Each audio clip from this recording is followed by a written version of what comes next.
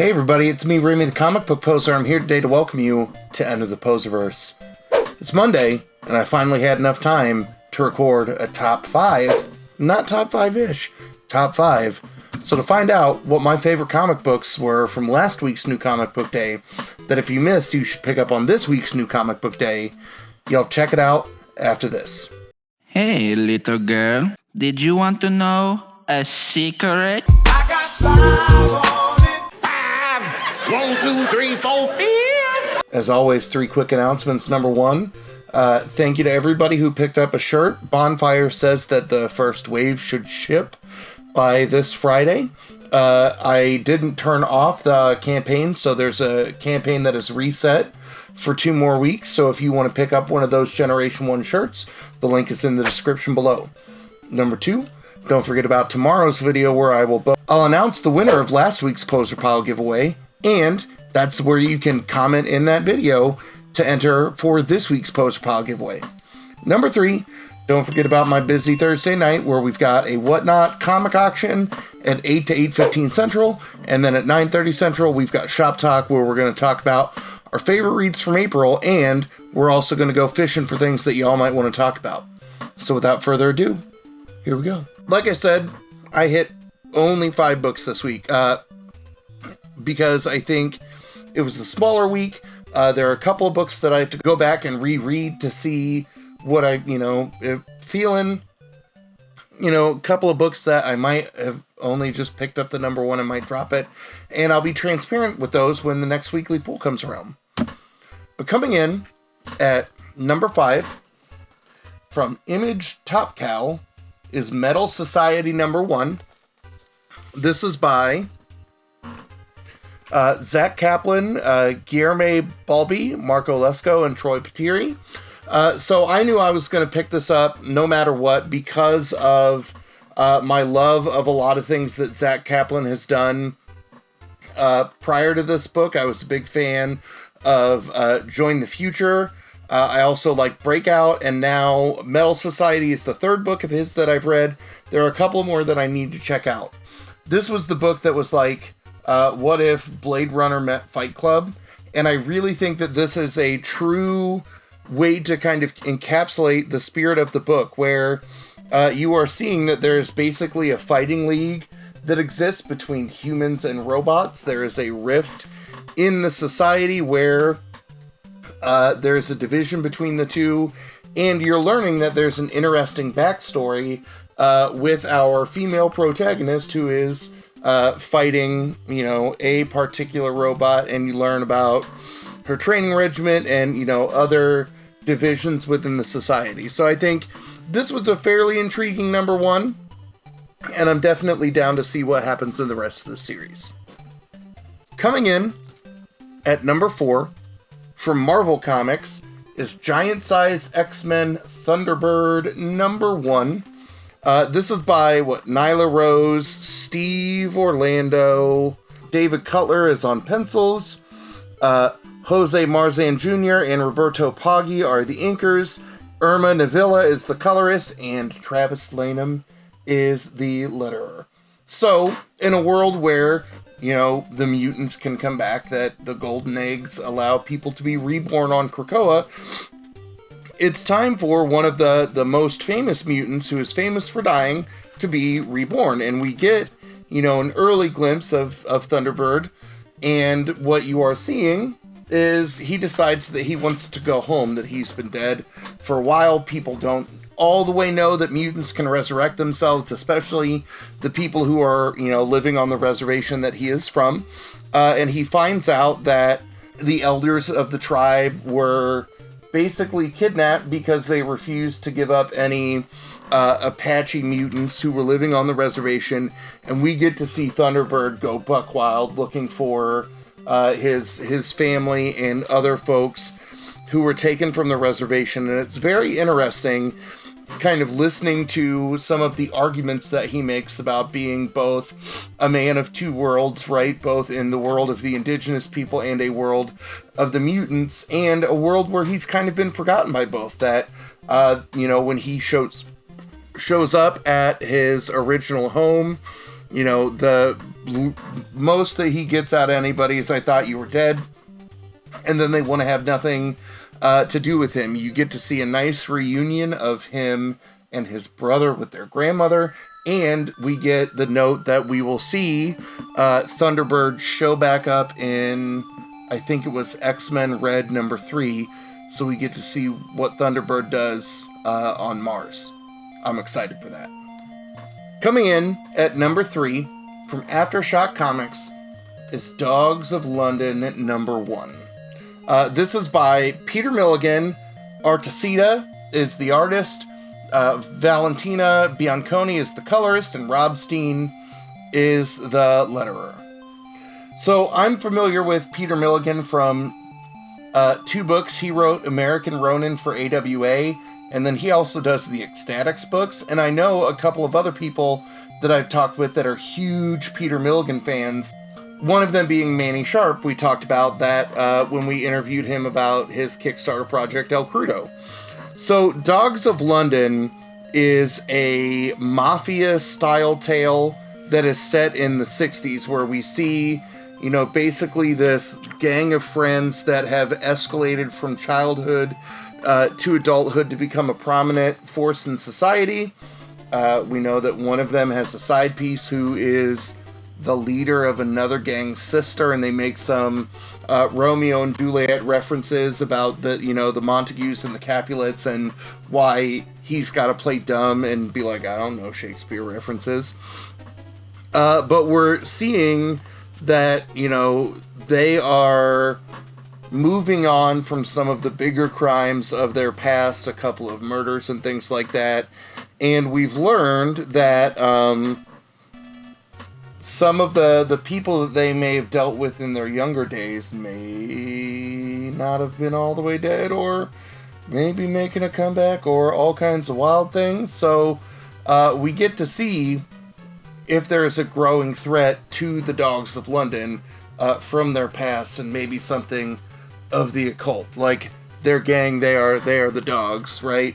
But with some of the things that shake their way out across the last couple of pages, we know that it's about to get bloody and wild. Coming in at number 2 is the very first book I read this week from Vault Comics, is Quests Aside number 1.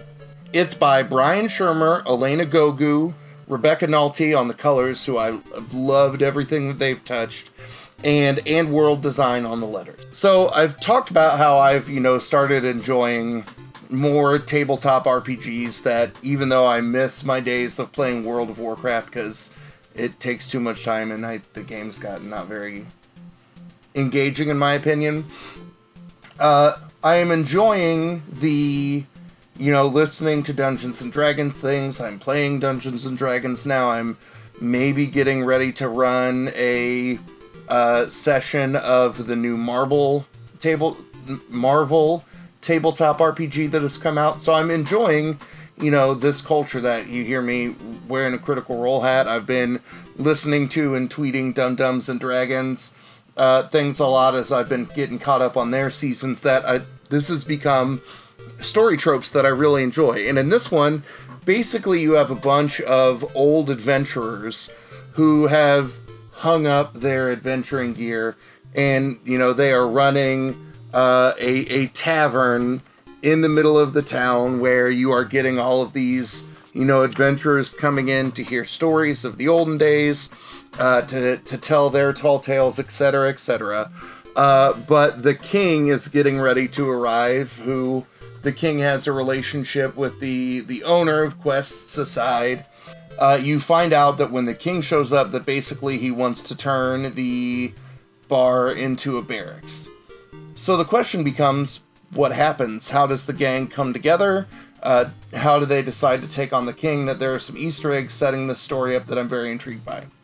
I think, based on my level of excitement from the weekly poll video, you knew what was coming for my pick of the week. Based on my excitement, Jelly's excitement when we talked about this book on Shop Talk on Thursday, it was going to be our pick of the week. And you can see that I've got a bunch of copies And the bags are all open because somebody involved on this book was at my shop signing them on Free Comic Book Day on Saturday. My top comic from the week of May the 4th be with you, or Revenge of the Sith, or This is the May. But from last Wednesday, May the 4th, is Twig. Twig. Twig. Twig. Twig. And Twig. So this is Twig number 1 from Image Comics. It's written by Scotty Young. The art is done by Kansas City's own Kyle Strom. The colorist is Jean-Francois Beaulieu, and the lettering, the logo, and series design is done by Nate Picos. And I was able to pick up the last cover that he had with him, the Splat Virgin variant, the Kyle Strom Virgin variant that he did, or one of the 2 Virgin variants that he has. So Twig, to me, is this very Kanto-esque tale of, a fantasy character getting ready to go on an adventure that I can relate to Twig because his first day at a new job, he wakes up late and is running late, and you find out that he is getting ready to work on his first day as being the new placeling, which is the job that his father has. The placeling works inside this big, giant, alive mountain, and basically, as other people are mining for relics and that kind of stuff, the placeling's job is basically to get items given to them, and, they go on these quests to get the item identified, to take it where it needs to go, to do a bunch of different things. So, he is handed this, glowing egg rock thing, that it's a jewel, it looks like a hearthstone, it's something, and his goal is to go meet with the Pathsayer, who will tell him what this is and where he needs to deliver it to, and he remembers that from the days of his father, and you can see that he's on his journey alone, with the exception of his buddy Splat, that rides around on his back. And what I really love about this book is that I think that Strom and Beaulieu have kind of worked together to create this very intricate and wildly different kind of fantasy world, where we can see all of, the different worlds that, or different elements, different realms, different what have you, that Twig kind of works through on his way to find the Pathsayer. Basically, this book is if you've played a lot of, online RPGs or any kind of RPG video game, this is basically the first and second part of a chain quest where, he is given an item, he is told that he has to take it to the second NPC to get it delivered, and we find out, kind of the fate of that NPC and what Twig is up to in the last couple of pages of the book. I like this book as well because I think it's something that I can share with my kids, and God knows I have enough copies of it to do it with now, but I'm excited to see what is going on in this story, that I've got the same kind of excitement that I did when I started Kanto for the first time, so I want to see, I don't want to constantly make that comparison, but that's kind of the setup of the worlds, that it captures my interest, there's some brilliant design work to it, and I'm just excited to see the world that Kyle and Scotty create together with the rest of their creative team.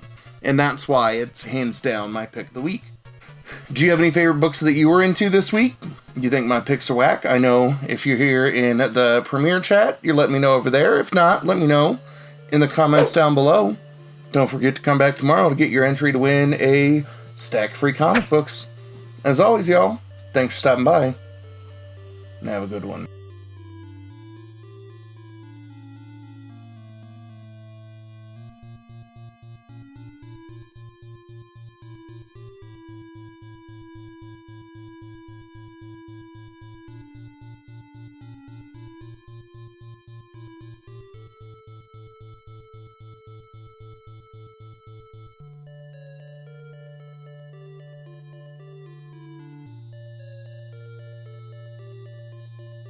Hey, little girl, did you want to know a secret? I got 5 on it.